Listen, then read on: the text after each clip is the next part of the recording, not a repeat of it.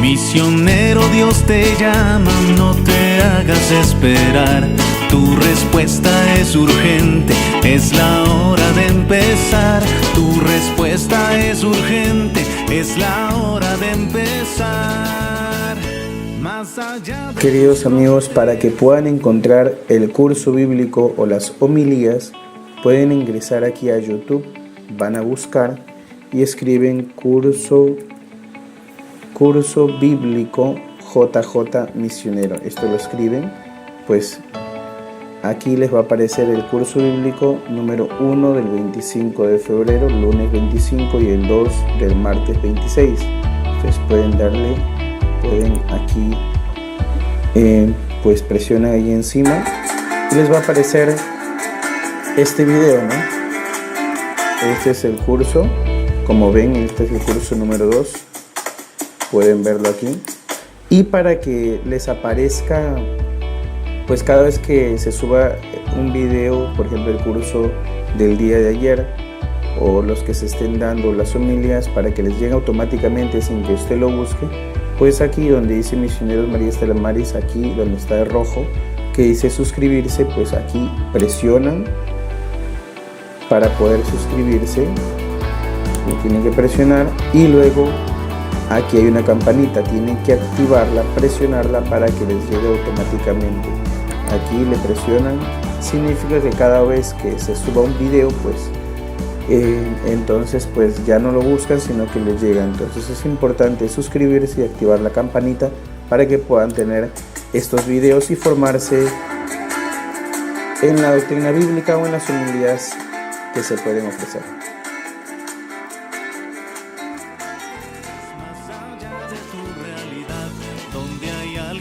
Te espera, hasta allá debes llegar, más allá de... Hoy vamos a hacer una introducción al Nuevo Testamento y vamos a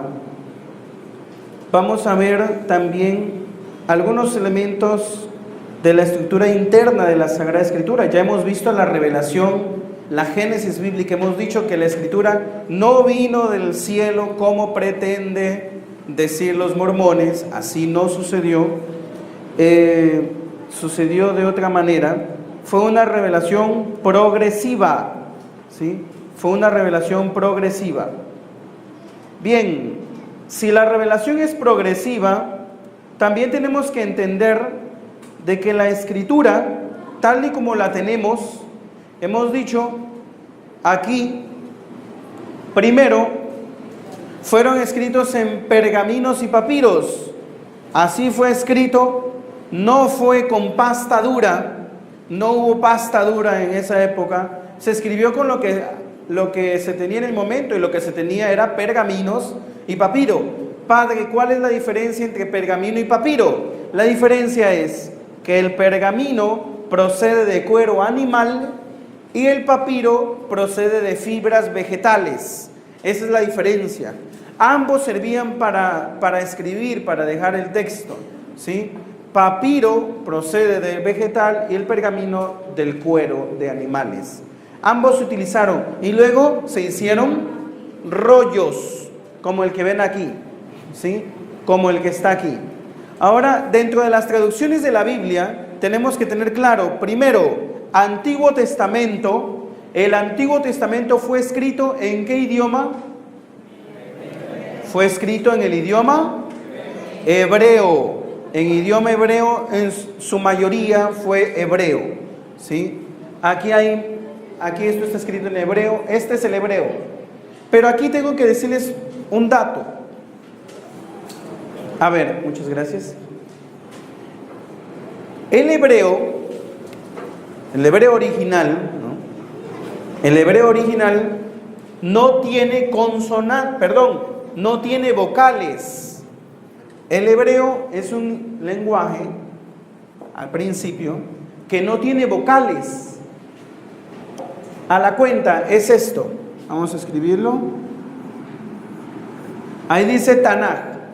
Ya. Pero estos son solamente consonantes. Aquí no hay vocales. ¿Cuáles son las vocales? Ese puntito que ven acá, esa rayita, esas son las vocales. Pero cuando se escribió el Antiguo Testamento, la Tanaj, no se escribieron con vocales, solo consonantes. A ver, intenten pronunciar una palabra sin vocales, intenten. Su nombre sin vocales, a ver, intenten. ¿Cómo sería tu nombre sin vocal, solo consonante? ¿Pueden pronunciarla?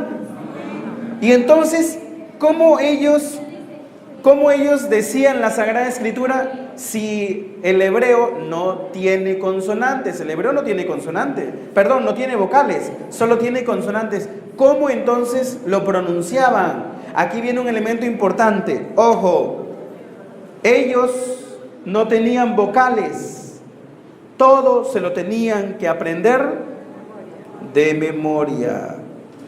¿Ya? Era memoria. Todo se decía de memoria. Por eso es que los padres enseñaban a sus hijos. Por eso es que es famoso el Shema Israel, con el que empieza toda la historia que nos habla el Deuteronomio. Toda la historia del pueblo de Israel empieza por el Shema Israel. Escuche Israel, el pueblo fue sacado, etcétera, etcétera, etcétera. Todo era de memoria. Todo era de memoria. Pero cuando el pueblo fue avanzando, ya algunos no tenían memoria tanto como otros, ¿no? Así como algunos de ustedes tienen mejor memoria que otros. ¿Cómo hicieron? Aquí se introdujeron unos sabios o unos, se les llaman los masoretas, que introdujeron la masora. ¿Qué es la masora, padre? Era una herramienta con la cual a la Sagrada Escritura le agregaban estos puntitos y estas rayitas. Por si acaso, esto es una A larga, no es un guión, ni es un guión bajo, esto es una A larga, ¿sí? La masora en este signo significa una A larga. La otra es una A con espíritu. Padre, ¿las vocales tienen espíritu para los hebreos? Sí, tienen espíritu. Entonces, hay hasta 5 A's para los masoretas. Hay una A larga, una A corta, A expirada, es decir, hay algunas. De modo, aquí les voy a hacer una explicación, no sé si la tengo yo aquí. A ver.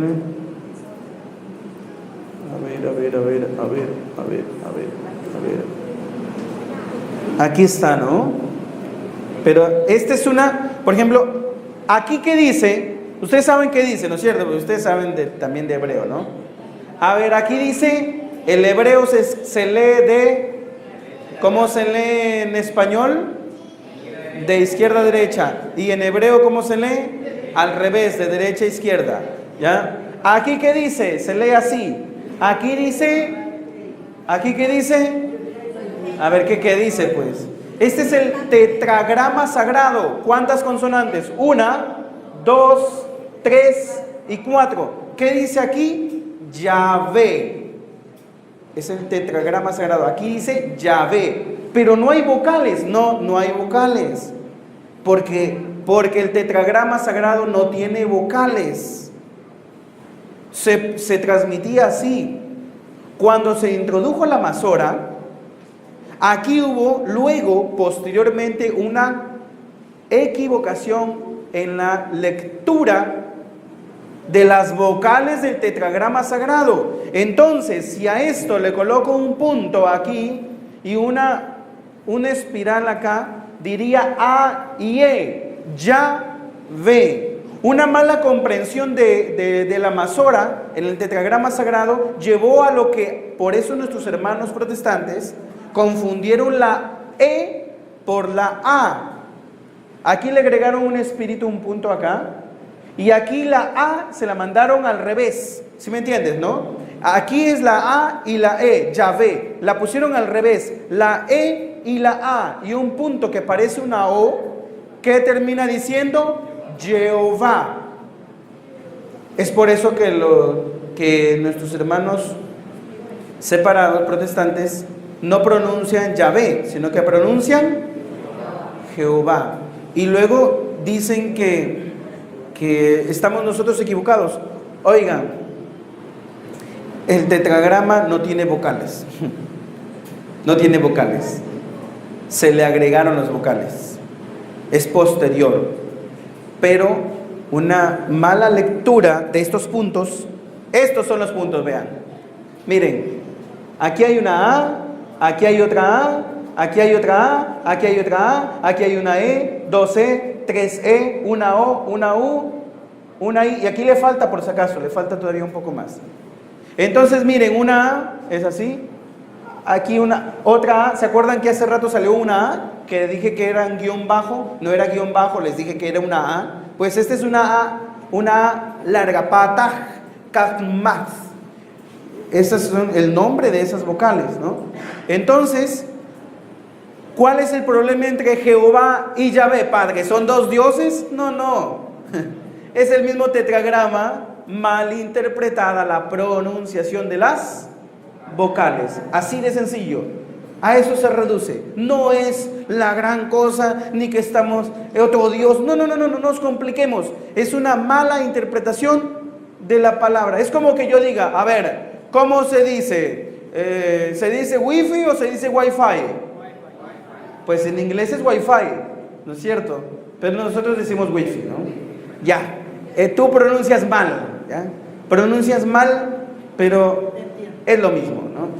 En todo caso, la pronunciación correcta es Yahvé. La pronunciación incorrecta es Jehová. Pero es cuestión de pronunciación, ¿sí? No nos hagamos líos con esto, ni se acaba el mundo, ni se cae el cielo, ni el Señor es otro. No, es lo mismo. Es más, esa palabra ni siquiera se decía. El tetragrama sagrado no se pronunciaba, era tan sagrado que ningún mortal podía pronunciar el nombre de Dios porque era sagrado. Padre, entonces, ¿cómo le llamaban a Dios? Se le llamaba mi Señor. Y eso se dice Adonai. Adonai, así se le nombraba a Dios. No se le decía Yahvé por si acaso, se le decía Adonai, porque era una falta de respeto gravísima siquiera atreverse a decir el nombre de Dios. Ojo, esto nos deja una lección. Nosotros, que a veces utilizamos el nombre de Dios como quiera, y a veces juramos en nombre del Señor, ponemos el nombre de Dios como testigo muchas veces de cosas que no vamos a hacer. Y empiezas tu día, los que empiezan en el nombre de Dios. Entonces esto es ligas mayores, ¿no? Si empiezas tu día en nombre de Dios, que sea en nombre de Dios, ¿no? Que sea en nombre de Dios. El nombre de Dios tan santo que no se pronunciaba, no se dice Yahvé, no se decía Yahvé. Se dice, el judío decía mi Señor, Adonai, Señor de los ejércitos. Hay algunos nombres en realidad. Este es el más querido, pero hay otros nombres, ¿no? Pero Yahvé no, ¿sí? Yahvé no. Entonces por eso les pongo aquí, miren, Jehová, ¿se ves? Pero el tetragrama es el mismo. Es una cuestión de vocales, ¿sí? Para los que no sabían por qué era todo este relajito entre Jehová, Yahvé, ¿qué mismo es? Ya les expliqué. ¿Queda claro o está confuso todavía la situación? ¿Sí?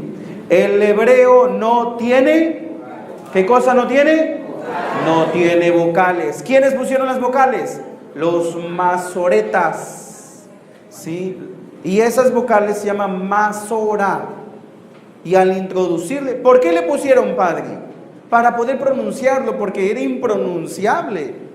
Lo decían de memoria, pero ya la memoria se cansaba. Entonces le pusieron vocales para poder transmitir y para que los hijos de los hijos de los hijos lo puedan leer, ¿no? Entonces por eso se pusieron las vocales. Hasta ahí va claro, ¿no? El Antiguo Testamento fue escrito en en hebreo. Ustedes rapidito se equivocan, ¿no? en hebreo. Aquí está los Masoretas, ¿sí? Bien, ¿qué más? El Antiguo Testamento dije que fue escrito en hebreo, pero luego, acuérdense que cuando cae el reino del norte, ¿quién cae primero? ¿El reino del norte o el reino del sur? El norte, ¿no es cierto? Primero cae el norte. ¿Por quién? ¿Quién los derrotan al norte? ¿Los asirios o los babilonios? Los asirios, perfecto. El reino del sur cae después. ¿Quién derrota al reino del sur? Ustedes saben harto, ¿no? Muy bien, muy bien. Me enorgullecen que ya estén. Listo, el reino del sur cae por los babilonios. ¿Qué siglo? A ver. ¿Qué siglo? ¿Qué año? ¿Año? ¿Qué? ¿Qué fue? A ver, ya. Olvídenlo, ya no me enorgullezco. A ver, ¿qué año? El norte en el siglo 8 y el sur en un siglo después. ¿Ya? Bien, un siglo después más o menos. Ojo, ya estamos en otro periodo. Estamos en un periodo persa y luego viene un periodo griego. Es decir, los pueblos que gobiernan es Grecia. El idioma hebreo poco a poco empezó a dejarse de hablar. Ya no hablaban. Acuérdate que los judíos estuvieron deportados. Por lo tanto, tuvieron mucha influencia griega. Era época del gran emperador Alejandro Magno. Entonces, el imperio griego permeó todas las civilizaciones de la época. Ya lo que se hablaba era el griego, era como el inglés ahora. Lo que se hablaba era el griego. Por lo tanto, los hijos de los hijos de los hijos que vivían en esa época, ¿entendían hebreo? No entendían mucho hebreo. El hebreo quedó como una lengua ritual. Entonces hubo la necesidad de traducir la Biblia hebrea al idioma griego. Y esa primera traducción del Antiguo Testamento se llamó la Septuaginta. Les dije que me preguntaran esto, ¿no? Creo que les dije, ¿no? Esa primera traducción se llamó la Septuaginta. Padre, ¿por qué se llamó la Septuaginta? ¿No había un nombre más bonito? Pues bueno, se llamó así porque según la tradición, la leyenda, se reunieron 70 sabios, 70 ancianos para traducir el Antiguo Testamento, la Tanaj. Se reunieron todos los sabios y esa traducción se llama la Septuaginta. Es la traducción más popular en la época de Jesús. Usted me va a decir, Padre, ¿qué Biblia utilizaba Jesús?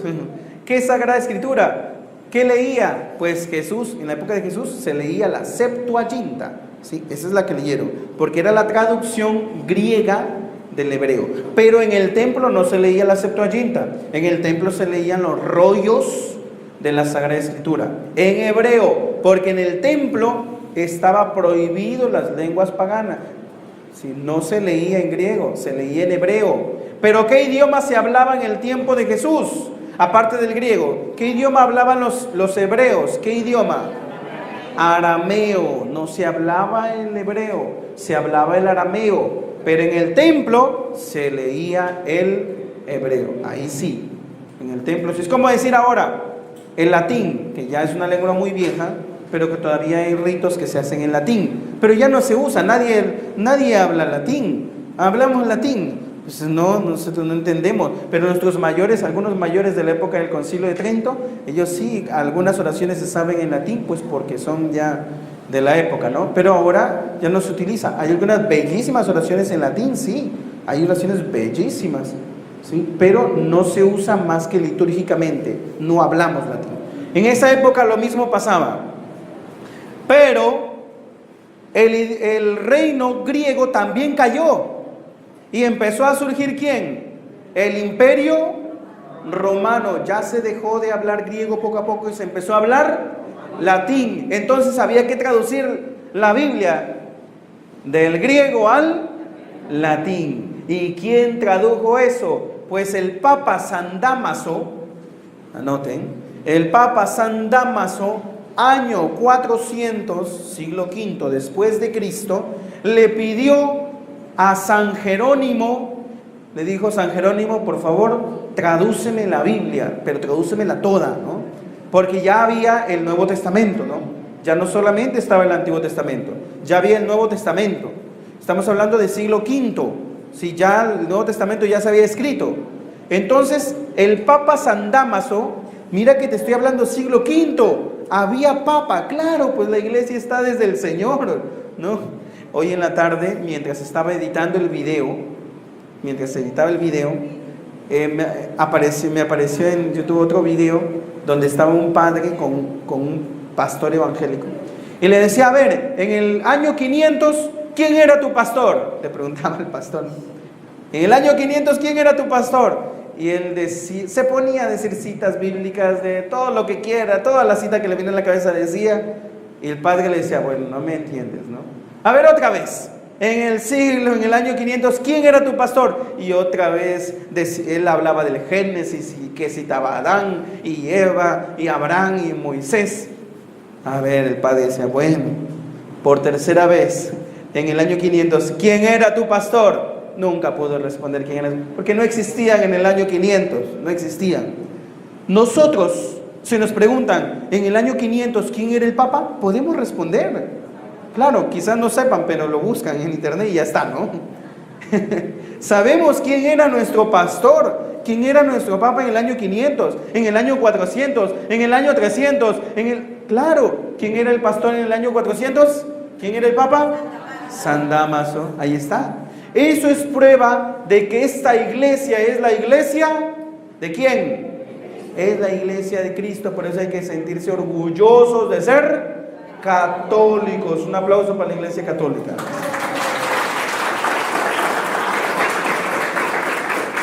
Esto es una gran responsabilidad, por si acaso, ¿eh? Esto es una gran responsabilidad, ¿sí? Porque a veces, siendo católicos, no valoramos los tesoros que tenemos. Hay que valorarlos. En el siglo V, Papa San Dámaso le pidió a San Jerónimo, que era amigo, pana del alma de San Agustín, es de la misma época, ¿sí? En esa misma época, San Jerónimo y San Agustín eran amigos, escribían cartas. Hay cartas guardadas entre San Jerónimo y San Agustín, bellísimas, pueden buscarlas. Y le pidió que traduzca la Biblia al latín. Esa traducción se llamó la Vulgata Latina, ¿sí? La Vulgata Latina. Si la Septuaginta se tradujo al griego, se llamaba griego koiné. La Vulgata Latina, ¿por qué se llamaba Vulgata? Porque era vulgar. Vulgar no significa de grosero, porque para nosotros vulgar es algo malo. Vulgar significa el lenguaje coloquial, el que utilizaba la gente de la época, ¿sí? No es vulgar en el tono peyorativo de la palabra, sino en el sentido de que es lo usado, ¿sí? A ver, no la tengo. Aquí está, ¿no? Aquí está. Vulgata Latina. Esa traducción es la que se hizo. Luego vino una Neo-Vulgata Latina y luego ya en la Edad Media se tradujo a los diversos idiomas por mandato del Concilio Vaticano II. Luego se hizo lengua vernácula. Vernácula significa el original de cada pueblo. Ya se tradujo a todos los idiomas. Pero esa es la historia hasta ahí, ¿sí? Muy bien. Ya les hablé de traducciones, ya les hablé del lenguaje de la escritura, ya les hablé de esto. Pasemos a otra cosa, ¿no? A ver aquí. Les dije que esto primero se hizo en pergaminos y en papiros, luego se fue traduciendo, luego se empezó a hacer textos así, pero no existían ni los capítulos ni los versículos. La escritura era de un solo tirón, ¿sí? Porque ustedes no se van a imaginar que Jesús le decía: a ver, Pedrito, toma nota, capítulo 1, versículo 1. A ver, Juan, toma nota, capítulo... En el principio existía la palabra y la palabra era Dios. No. Versículo 2. No había, se escribió de un solo tirón. Padre, ¿y por qué tenemos capítulos y versículos? Eso se introdujo siglos después, para organizarnos, para poder hablar el mismo idioma, para poder entendernos, para poder citar la palabra de Dios. Eso se organizó siglos después, en el siglo XIII, imagínate, ¿sí? En el siglo XIII se hizo la primera división. ¿Quién hizo la primera división? La hizo un señor llamado Langton, arzobispo de Canterbury, ¿sí?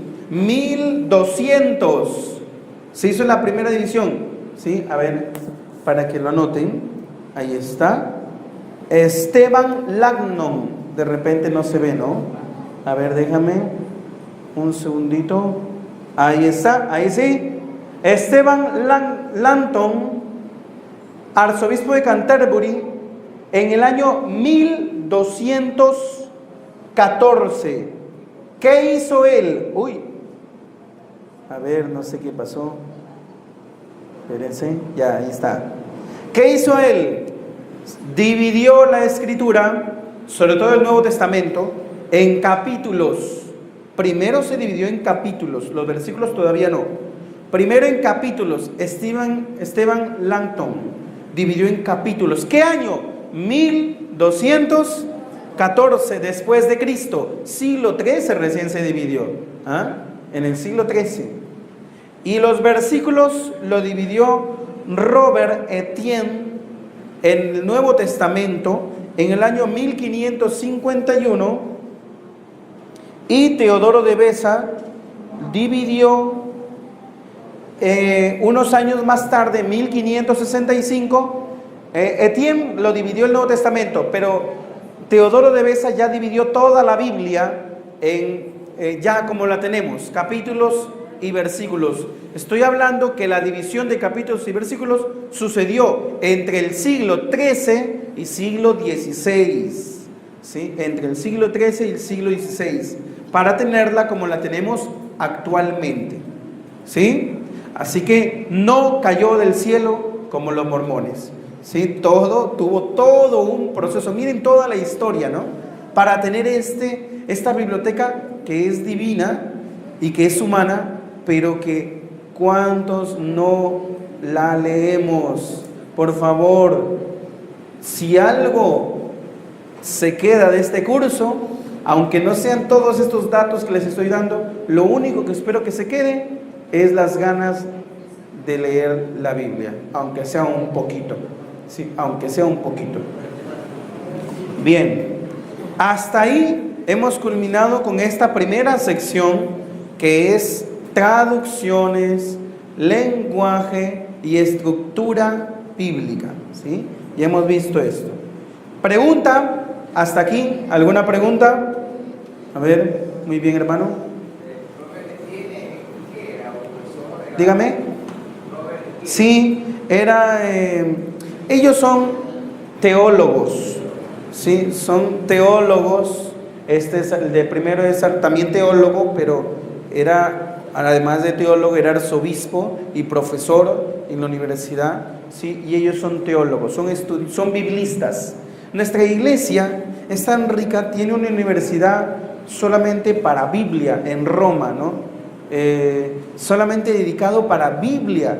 Imagínate, es que la Biblia es tan compleja, porque recuerda que no es nada más que un libro humano, sino también divino, y no solo divino, sino también humano. Obedece a una historia, una etapa distinta. Hay tanto que aprender para poder siquiera asomarse a la Biblia, ¿sí? Por eso, para ser sacerdote, ¿cuántos años estudia?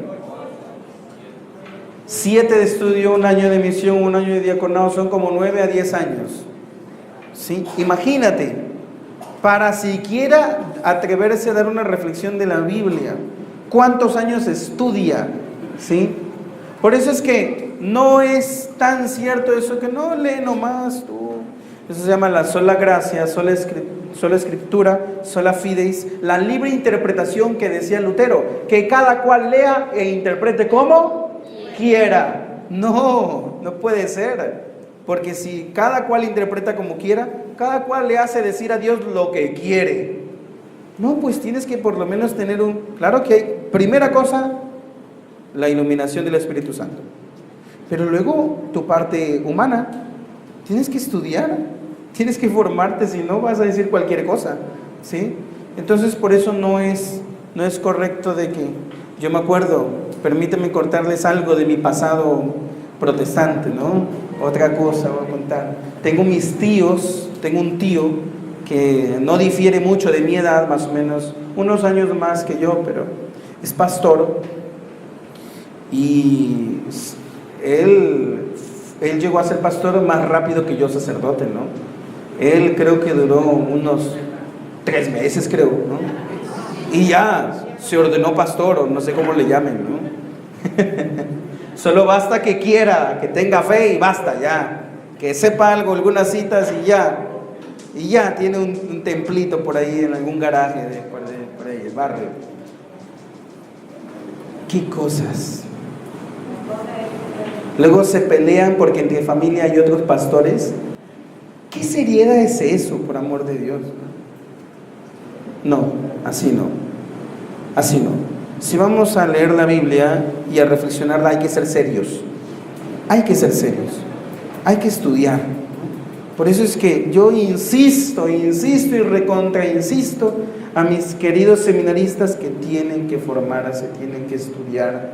No es justo que digamos al pueblo lo que sea. No, hay que prepararse, hay que estudiar. Y también para ustedes, pues, porque muchos de ustedes son catequistas, muchos de ustedes colaboran en algún grupo. No pueden decir lo que sea, tienen que formarse. Por eso les felicito que estén en este curso de formación, pero ni crean que con esto ya están listos. No, todavía falta mucho. Hay alguien que te espera, hasta allá debes llegar.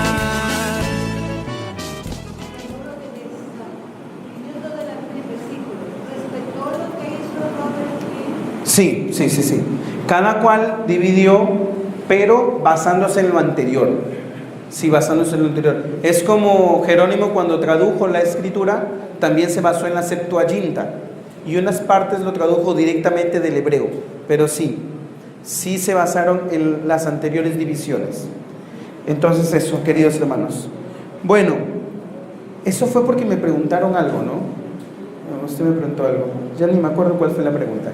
Pero bueno, creo que lo respondí. Hermanita, atrás.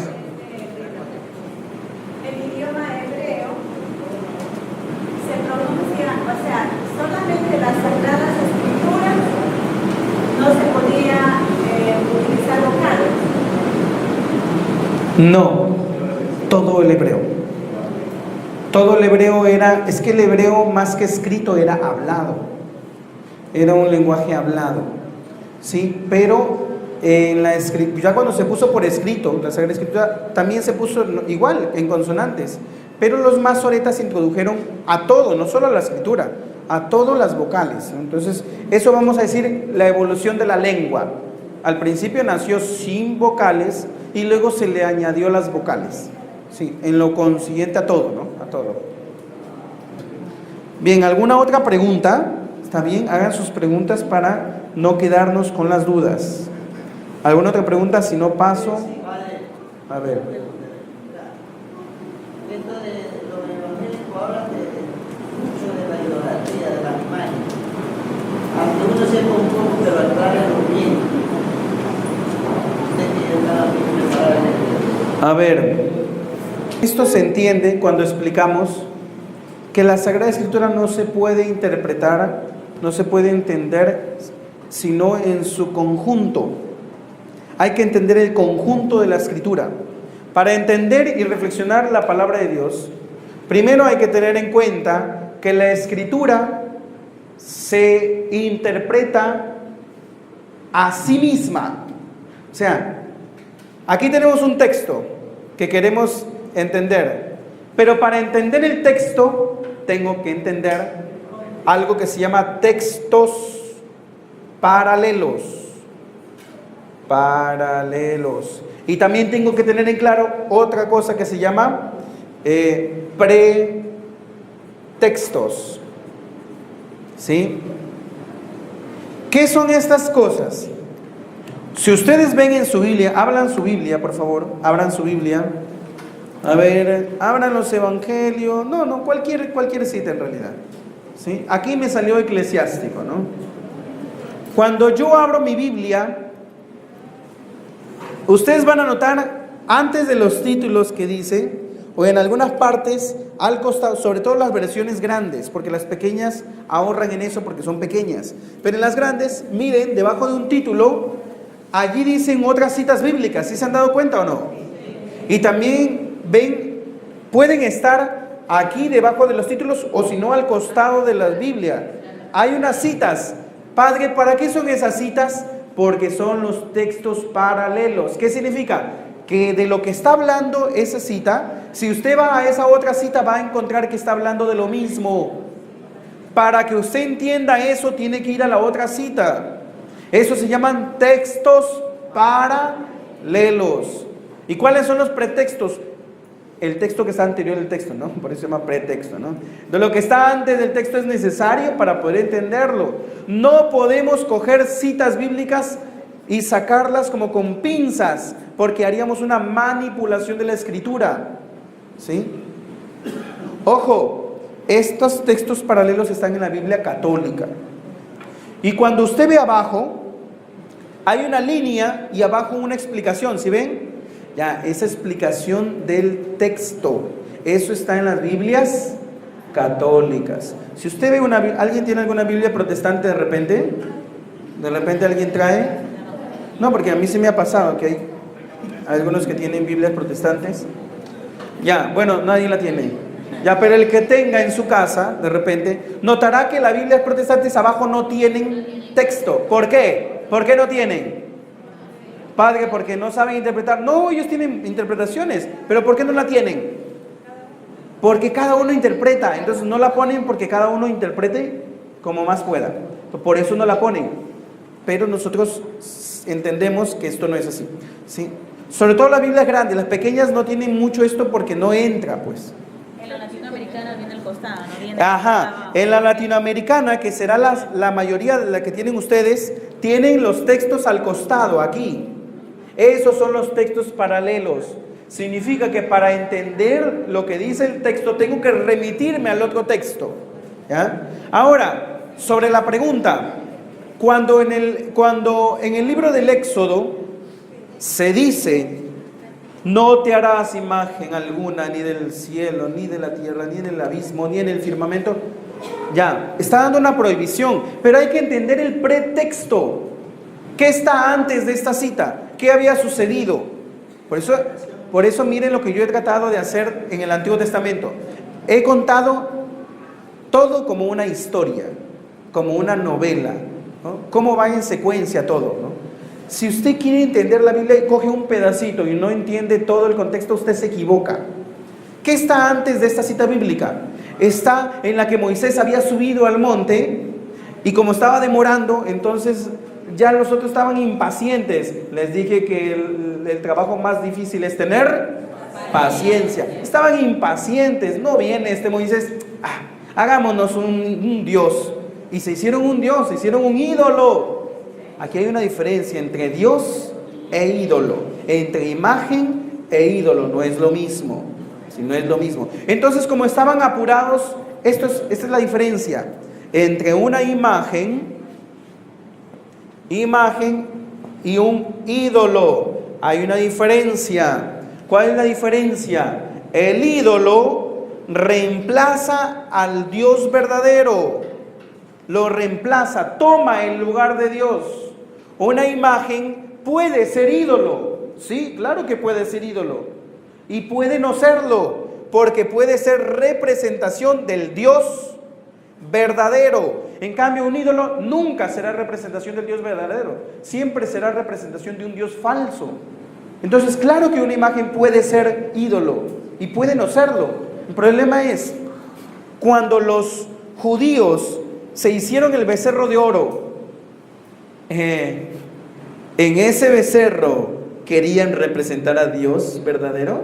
¿Querían representar al Dios verdadero? Los judíos cuando hicieron el becerro de oro, no. porque no estaban esperando al Dios verdadero, porque Moisés estaba demorando mucho. Ellos que tenían que tener un Dios, hicieron uno con las joyas que tenían, lo fundieron y se hicieron uno. Reemplazaron al Dios verdadero por un ídolo. Eso es un ídolo, reemplazó al verdadero Dios. Por eso es que cuando bajó Moisés, se pegó la enojada, ¿no? Y Dios se pegó, y Moisés bajaba con las tablas de la ley, se enojó. Y allí dice el texto: no te harás imagen alguna ni del cielo ni de la tierra. ¿Por qué tan bravo? ¿Por qué tan bravo Moisés? ¿Por qué tan bravo? Pues porque se habían hecho un ídolo. Pero, ojo, ellos fueron castigados por si acaso. Ellos fueron castigados, se enfermaron, morían. Y como muchos morían, se fueron a decirle a Moisés: ya, pues no estés tan enojado, ¿no? Exacto. Exacto. ¿Quieren saber lo que pasó con ellos? ¿Quieren saber? Lea la Biblia. Lea la Biblia. Oiga, se enfermaron y le dijeron a Moisés: dile al Señor que nos ayude. Y Moisés y Moisés intercedió al Señor, y el Señor le dio una orden. Ojo. Y miren el detalle, esto es precioso, gracias por la pregunta. Es precioso lo que le dice el Señor: hazte una serpiente, elévala, y todo el que la mire, la reconozca el poder de Dios, quedará curado. ¿Qué cosa? Pero, señores protestantes, ¿aquí cómo entendemos entonces? Porque es el mismo Dios el que le estaba dando una orden de que se haga una serpiente, y eso no es una imagen de un animal. Y más tarde, y eso lo cuenta el libro del Levítico y también el libro del Éxodo, pidió que en el templo, en el arca de la alianza, se ponga encima del arca de la alianza 2 imágenes de querubines. Entonces, ¿eso es idolatría? No, señor, eso es imagen, porque eso sí representa a Dios. El que vea a la serpiente y reconozca el poder de Dios, no el poder de la serpiente. Esa es la diferencia entre un ídolo y una imagen. Y les digo que esto es bellísimo, porque Dios quiso utilizar una serpiente. ¿Por qué utilizó una serpiente? Acuérdense que la serpiente es la imagen del demonio en el Génesis. La imagen de lo perdido, de lo dañado, de lo corrupto. Y el Señor quiso utilizar una serpiente para decirte que lo que está corrupto, si le sumas Dios, se purifica. Lo que está corrupto, si tú le sumas Dios, se vuelve santo. Esto es bellísimo, porque la Escritura siempre nos da estos ejemplos. Dios le da la vuelta 360 grados a todo. Tú puedes estar en el peor pecado, lo dice el Salmo 50. Tú puedes estar en el peor pecado, súmale Dios a tu vida y puedes ser un gran santo. La cruz de Cristo, signo de la peor ignominia, del desastre, de la desgracia, de la perdición, es la cruz, ¿no? Ahí mataban a los desgraciados, a los condenados, a lo peor de lo peor, mataban en una cruz. ¿Y cómo quiso morir el Señor? ¿Dónde quiso morir? En una cruz. El Señor le dio la vuelta a la cruz, de ser un signo de muerte a ser un signo de vida. Pero esto tenemos que entenderlo, porque nuestros hermanos protestantes rechazan la cruz de Cristo. Y ojo, la carta a los filipenses, San Pablo a los filipenses dice: ay de aquel que rechace a la cruz de Cristo. Rechace la cruz de Cristo. Dicen que es maldita, y ponen unos ejemplos medios infantiles, que dice: a ver, allí murió el Señor, a ver, ¿tú cargarías una pistola? Si con la pistola mataron a tu mamá, ¿tú cargarías en la cruz una pistola? Pues no. Pero es que la pistola no es signo de vida para mi mamá, es signo de muerte. Pero en cambio la cruz, el Señor le dio la vuelta. Esto que fue muerte también fue vida, vida para nosotros. O sea, el Señor utiliza signos a los que le da la vuelta totalmente. Éxodo, una serpiente. Nuevo Testamento, una cruz. El Señor le dio la vuelta a todo. ¿Sí ves? Bellísimo este mensaje. Entonces, no. Para concluir, no rechazamos las imágenes mientras sean imágenes que nos representen al Dios verdadero. Rechazamos los ídolos. E ídolos no solamente son imágenes, pueden ser cualquier cosa. Un ídolo incluso pueden ser hasta los dones. ¿Cómo es eso? Los dones también pueden ser ídolos. Se vuelven idolatría. Ejemplo, si yo tengo el don de cantar y canto, pero solo para que me vean bonito, ese don que Dios te dio se convirtió en una idolatría para ti. Ese es tu Dios. Y ya está. Y cada vez que lo hagas, no estás adorando al Dios verdadero, te estás adorando a ti.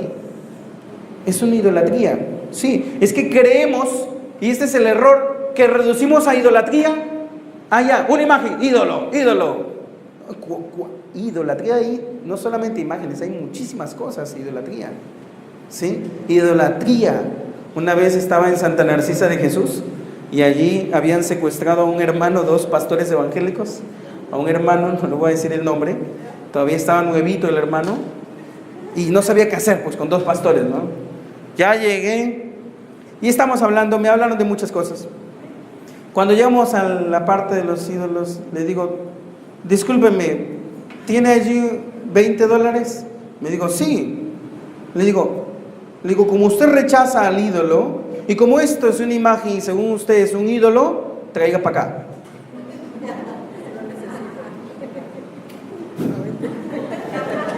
¿Usted cree que quiso aflojar los $20? No quiso, no, venga para acá, no. Así sea. No caigamos en tonterías, esto no es. La idolatría es realmente grave y no podemos quedarnos con argumentos tan simplistas como imágenes y estas cosas. No, la idolatría es realmente grave y la idolatría existe hasta hoy. Hasta hoy existe, porque podemos considerar el trabajo como una idolatría. Si reemplaza a Dios, claro que es idolatría. ¿Sí? Todo lo que reemplace a Dios es idolatría. ¿Está claro eso? Todo lo que... Si yo veo una imagen de Jesucristo, ¿eso me reemplaza a Dios o me hace acuerdo de Dios? Me hace acuerdo. ¿Cómo va a ser idolatría eso? Imposible.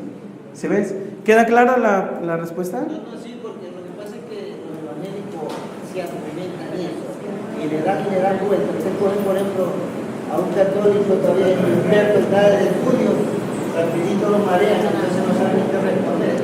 Así es. Por eso ya le di 2 citas bíblicas, ¿no? ¿Qué hora es? ¿Cómo? No, ¿qué hora es? Digo 9:05. Se nos acabó el tiempo. Pensaba hablar introducirme en San Pablo, el Nuevo Testamento, pero ya lo dejamos para mañana. Mañana vamos a ver, aprovechen con la pregunta porque ya no voy a dar de esto porque ya no puedo empezar sino mañana. Sí, me puse a pensar, para hablarle a los niños, ya que todo se pasaba de generación en generación a través del habla, al momento de topar la parte en la que Dios se manifiesta a Moisés y le dice su nombre, ¿le transmitían el nombre a su hijo o no? ¿Le qué? ¿Le transmitían el nombre a su hijo o no? ¿Cuál nombre? O sea, Yahvé o... No. No se decía el nombre. Se decía el Señor. Ajá. El Señor, Adonai. Se decía, el Señor lo dijo. El Señor me llama. El Señor, así se trataba a Dios. El Señor. Porque la palabra Yahvé significa yo soy. Sí, yo soy. Esto es profundísimo, ¿no? La palabra yo soy es... ¿Por qué? A ver, yo soy bueno. No. Yo soy, nada más. ¿Por qué? Porque la palabra yo soy, Yahvé, implica universalidad. Es decir, en el soy está la universalidad de todo cuanto existe. Toda bondad de las criaturas le pertenecen al Creador. O sea, si yo puedo hablar de que alguien es bueno, tengo que decir que el que creó a ese alguien es sumamente bueno. Entonces, la palabra Yahvé era tan sagrada que no se decía. Se transmitía el Señor, eso se decía. Pero en la escritura estaba Yahvé. O sea, se conocía el tetragrama, era conocido, pero no era pronunciado. ¿Alguna otra pregunta? Bien, mañana, esto ya vimos, mañana vamos a introducirnos al Nuevo Testamento, sobre todo a los viajes de San Pablo. Los viajes misioneros, los 3 viajes misioneros de San Pablo, más el último viaje que es cuando llegó a Roma y ya lo mataron. En los viajes misioneros conoceremos porque en esos viajes se escriben las cartas, que son los primeros textos del Nuevo Testamento, ¿sí? La primera carta que se escribió en el año 51, primera de Tesalonicenses, se escribió en el segundo viaje de San Pablo, pero eso lo veremos mañana. Así que si quieren conocer cómo fueron los viajes de San Pablo, qué le sucedió a San Pablo, porque a San Pablo le golpearon, lo apedrearon, lo revolcaron, lo creyeron muerto, y San Pablo se hizo el muerto, porque si no lo terminaban de matar. Se hizo el muerto y luego se paró y se fue a otra ciudad. No contento con ir a esa otra ciudad, escucharon, San Pablo se fue a Derbe, San Pablo se fue a Antioquía, San Pablo se fue a Panfilia, a Filipo. Lo perseguían para pegarle. Lo persiguieron, ¿eh? San Pablo curó a una que adivinaba. Tenía la adivinación, pero no porque era un don, tenía un demonio. Y adivinaba las cosas y trabajaba para un señor. San Pablo la curó, le quitó el espíritu. Vino el dueño de la chica y ya le dañó el negocio, pues no ve que era la que adivinaba. Entonces, ¿qué hicieron con San Pablo? Lo metieron preso, le pegaron una golpiza y San Pablo huye por tu vida. Fue así. La historia de San Pablo es hermosa. ¿Quieren saberla? ¿Quieren conocerla? Lean la Biblia, pero también venga mañana, ¿no? Donde hay hambre y sed de Cristo, hasta allá debe ser.